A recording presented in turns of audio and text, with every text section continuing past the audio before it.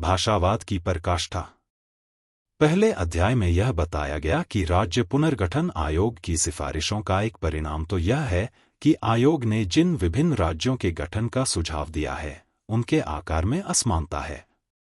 लेकिन इसके अलावा आयोग की सिफारिशों में एक और दोष भी है, जो वैसे तो प्रच्छन्न है, लेकिन है वास्तविक, इसलिए कि उत्तर की भाषाई समस्या पर दक्षिण के संबंध में विचार नहीं किया गया। नीचे की सारणी से यह स्पष्ट हो जाएगा। भाषावार राज्यों के नाम पर भारत के विभाजन की जो योजना बनाई गई है, उसकी अनदेखी नहीं की जा सकती।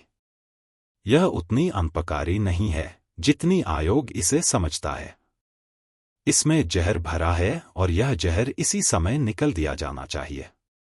भारत संघ का स्वरूप केवल एक विचार प्रस्तुत करता है। यह किसी उपलब्धि का द्योतक नहीं है। ब्राइस ने अपनी पुस्तक अमेरिकन कॉमनवेल्थ में निम्नलिखित घटना का वर्णन किया है, जो बहुत शिक्षाप्रद है। उसने उसमें कहा है, कुछ वर्ष पूर्व अमेरिका का प्रोटेस्टेंट धर्माध्यक्षीय गिरजा अपने वार्षिक सम्मेलन में उपासना पद्धति पर पुनर्विचार करने में व्यस्त था। उसके विचार में यह वांछनीय था कि प्रार्थना के लिए छोटे वाक्यों की प्रार्थनाओं में सभी लोगों के लिए एक प्रार्थना का समावेश कर लिया जाए, और न्यू इंग्लैंड के एक प्रतिष्ठित धर्मतत्वज्ञ ने इन शब्दों के समावेश का प्रस्ताव किया, हे प्रभु, हमारे राष्ट्र को आशीर्वाद दे।